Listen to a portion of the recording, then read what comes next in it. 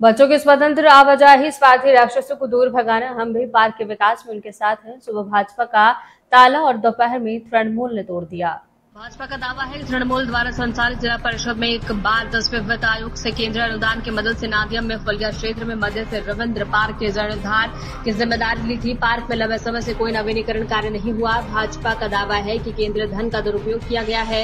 बच्चों के लिए खतरनाक इस पार्क की चाबी तृणमूल पार्टी कार्यालय में होगी, जहां संबंधित पंचायत या बीडीओ नहीं होगा। पंचायत प्रधान, जिला परिषद और बीडीओ को लिखित में सूचित करने के बावजूद कोई नतीजा नहीं निकला।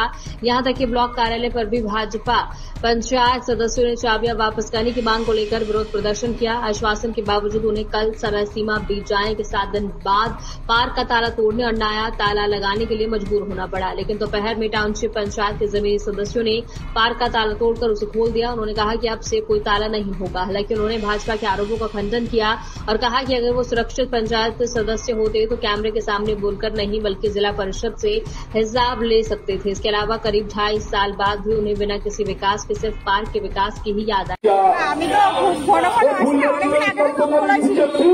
এই ধরুন আজকে আবার নতুন করে খুলে দেওয়া হলো, কি বলবেন, কেমন ভাবে দেখছেন বিষয়টি?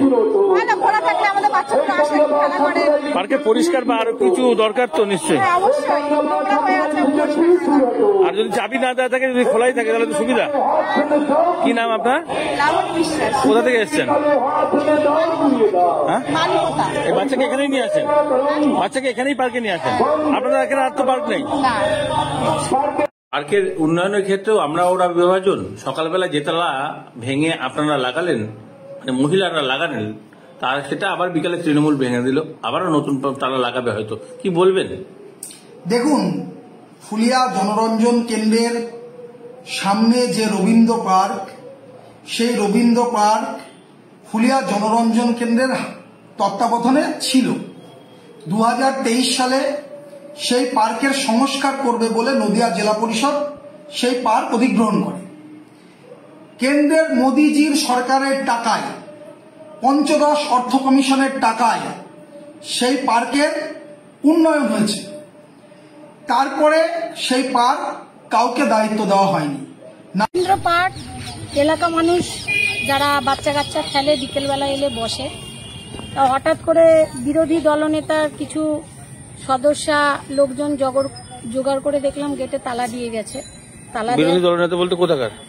ফুলিয়া টাউনশিপ গ্রাম পঞ্চায়েতের বিরোধী দলনেত্রী, সাধারণ সদস্যা পঞ্চায়েতের।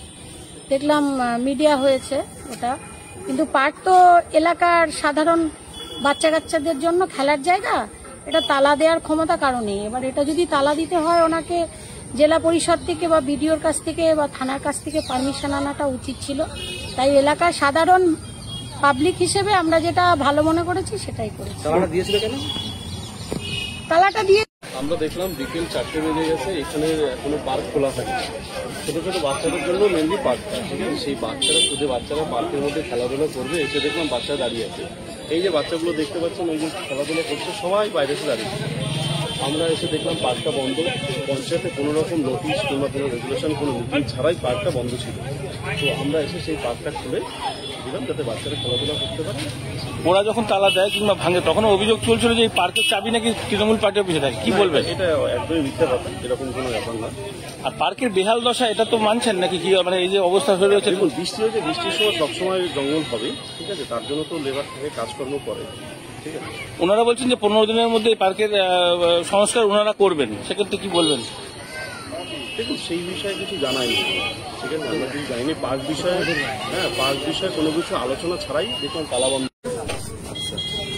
একটু আগে আমার এক ভাই গল্পটা শোনাচ্ছিল, তালা দেওয়া, তালার একটা জিনিসটা তালা দিতে খুব সহজ হয় আর তৈরি করতে খুব কষ্ট হয়। তা যারা তালা দিয়েছে, শুনেছি আমি পঞ্চায়েতের থেকে নাকি কোনো মেম্বার এসে তালা দিয়ে গেছে। প্রথম কথা, অনধিকার চর্চা করা উচিত নয়। এটা একটা প্রশাসনিক টাকায় এটা খরচা করে এটা কাজটা করা হয়েছে। প্রশাসনিক দপ্তরে থাকলে পরে তাদেরকে বুঝতে হয় যে এটা করতে গেলে কি করতে হবে। প্রথম কথা, এটা কোনোদিনই পঞ্চায়েতে ছিল না। এটা জনরঞ্জন কেন্দ্রের 80 থেকে না আছে, জনরঞ্জন কেন্দ্রে এখানে দেখভাল করত। কারো এনওসি নিয়ে কাজটা করা হয়নি। জেলা পরিষদ এলাকার মানুষের বাচ্চাদের স্বার্থে, শিশুদের স্বার্থে এখানে একটা পার্ক ছিল না আমাদের ফুলিয়াতে, আমরা এটা করেছিলাম আমি থাকতে, এবং সেটা কেউ